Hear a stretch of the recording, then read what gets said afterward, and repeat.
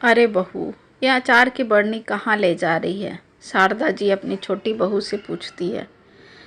माँ जी, मैं थोड़ा सा अचार अपने साथ ले जा रही हूँ। वो मुंबई में ऐसा अचार नहीं मिलता है, तो सोचा थोड़ा रख लूँ। और आपके बेटे को भी आपके हाथ की बनी हुई अचार बहुत पसंद है। आपके हाथ के बने अचार की बात ही कुछ और है माँ जी। बहुत ही स्वादिष्ट और लाजवाब होते हैं। इसलिए तो ये हर वक्त ढूंढते रहते हैं। और इस बार तो उन्होंने याद से कहा था रख लेना, फिर कैसे न ले जाऊं? आप ही बताइए माँ जी, श्रेया चहकते हुए कहती है। श्रेया के जवाब के बाद शारदा जी श्रेया के हाथ से अचार की बरनी लेते हुए कहती है, अच्छी बात है कि मेरे बनाए अचार को कार्तिक इतना पसंद करता है। पर मेरा मानना है कि अचार ले जाने से रिश्तों में खट्टापन आ जाता है, रिश्तों में दूरियां बढ़ जाती है। इसलिए इसे अपने साथ मत ले जा। तुझे पता है छोटी बहू, आज तक जितने लोगों को मैंने अचार दिए, सबके साथ मेरा रिश्ता खट्टा हो गया या रिश्तों में दूरियां आ गई। इसलिए डरती हूँ अब इस खटाई जैसे चीज़ों से, जो अपने साथ खट्टापन ले जाता है। इसलिए कहती हूँ छोटी बहू, तू यहाँ से मत ले, इस बार वहीं से खरीद लेना। अब की बार जेठ में आऊँगी तो वहीं बना दूँगी। पर माँ जी, ऐसा कुछ नहीं होता। ये सब सिर्फ अपने मन का बनाया हुआ डर है, जो हमारे मन पर हावी हो जाता है। आप यकीन मानिए माँ जी, ऐसा कुछ नहीं होता। श्रेया शारदा जी को समझाते हुए कहती है। नहीं बहू, ये सच है। पहले अक्सर मैं दोनों बड़ी बहुओं को, अपनी नंदों को भर भर के अचार दिया करती थी, और बदले में मुझे रिश्तों में दूरियां ही मिली। इसलिए कहती हूँ कि तू मत ले जा।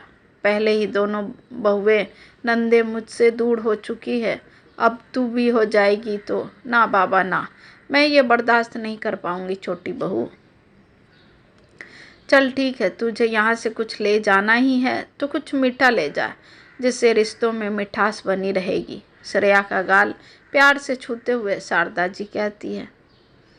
पर माँ जी, मैं इनसे क्या कहूँगी? ये तो मेरे ऊपर ही चिल्लाएंगे, कहेंगे बार बार याद दिलाने के बावजूद तुमने मेरी माँ के हाथों की बनी अचार नहीं लाई, और कहेंगे तुमने जानबूझकर मेरी माँ के हाथों की बनी अचार को छोड़ दिया ताकि मैं माँ के खाने की तारीफ न करूँ।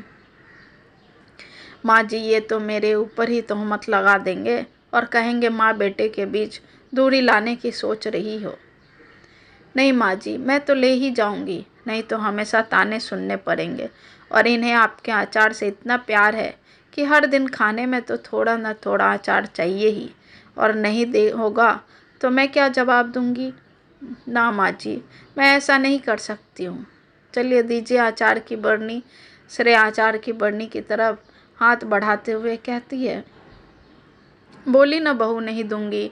अचार की बरनी को अपना हाथों से पीछे की तरफ हटाते हुए शारदा जी कहती है।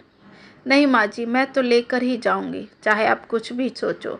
और फिर श्रेया शारदा जी के हाथों से अचार की बरनी खींचने लगती है।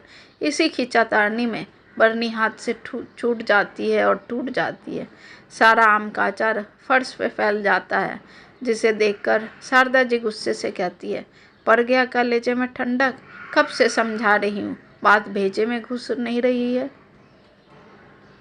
देख, पड़ गया न मन में गांठ। ऐसा कहकर शारदा जी वहाँ से चली जाती है और श्रेया का मन उदास हो जाता है।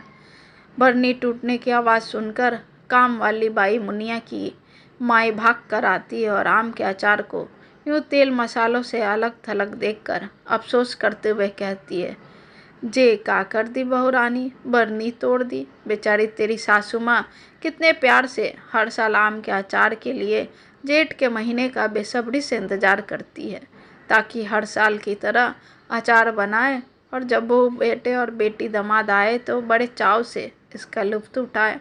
पर इस बार तो सारे मेहनत पर पानी फेर दी तूने। अफसोस करते हुए मुनिया की माई कहती है।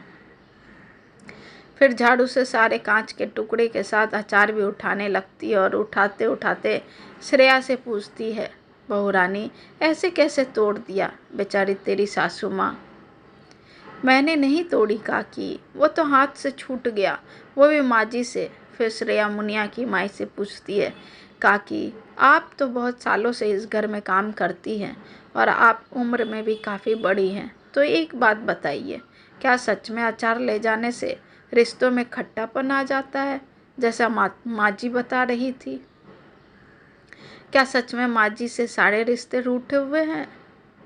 हाँ बहुरानी, तुम्हारी सासू माँ बिल्कुल सही कह रही है, पर ये अचार ले जाने से नहीं हुआ, बल्कि लोगों में पैसे का घमंड बढ़ जाने से हुआ है।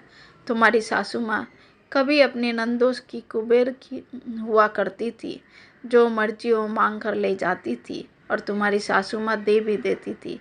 पर समय के साथ उनकी नंदों के यहाँ पैसे की बरसात होने लगी और वो शारदा को भूलती गई, और तेरी सासू माँ इस भ्रम में जीती रही कि अचार बांध कर देने से रिश्तों में दूरियां आ गई है। इतनी भोली है तेरी सासू माँ की सब उन्हें अपने से दूर करते गए और वो अपने अचार को दोषी ठहराती रही।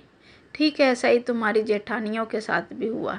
शुरू शुरू में यहाँ से सब कुछ जाता था, यहाँ तक कि अचार पापड़ भी, पर समय के साथ वे लोग भी बदल गए। अब उन्हें बाजार से खरीदे सामान ज़्यादा पसंद आते हैं, ना कि यहाँ के। पैसा इंसान को बदल देता है बहुरानी। अभी तू नई नहीं है बहुरानी, एक दिन इन सब के जैसा तू भी बदल जाएगी। इसलिए तेरी सासू माँ अचार ले जाने से मना कर रही थी। कहते कहते मुनिया की माई के आंखों से आंसू गिर जाते हैं। श्रेया भी ये सब सुनकर भावुक हो जाती है, फिर डबडबाई आंखों से कहती है, काकी देख लेना, मैं कभी नहीं बदलूंगी। आप गांठ बांध लो काकी, क्योंकि मैं माँ जी के आंखों में अब डर नहीं बल्कि विश्वास दिलाऊंगी कि आपकी छोटी बहू कभी नहीं बदलेगी। ऐसा कहकर श्रेया शारदा जी के कमरे की तरफ बढ़ती है, जहाँ शारदा जी पहले से ही खड़ी थी और दोनों की बातें सुनकर रो रही थी। शारदा जी की आंखों में आंसू देखकर श्रेया उसे अपने हाथों से बड़े प्यार से पोंछती है और कहती है, माँ जी मैं आपको विश्वास दिलाती हूँ, मैं हमेशा ऐसी ही रहूँगी जैसे आप मुझे लेकर आई थी। मैं आपका साथ कभी नहीं छोड़ूंगी माँ जी। और दिल से जुड़े रिश्ते ऐसे थोड़ी ना दूर हो जाते हैं, वो भी इस अचार की वजह से। आज तो मैं यहाँ से अचार भी ले जाऊँगी और आपका विश्वास भी। चलिए माँ जी, जल्दी से बांध कर दीजिए अपने हाथों की बनी लाजवाब आम का अचार, और हाँ, हर साल मैं यहीं से ले जाऊंगी, उनमें कोई आनाकानी नहीं चलेगी माँ जी। कहकर दोनों सास बहू जोर जोर से हंसने लगते हैं। दोनों सास बहू को खुश देखकर मुनिया की माँ बलैया लेते हुए कहती है, नज़र न लगे इनके रिश्तों को।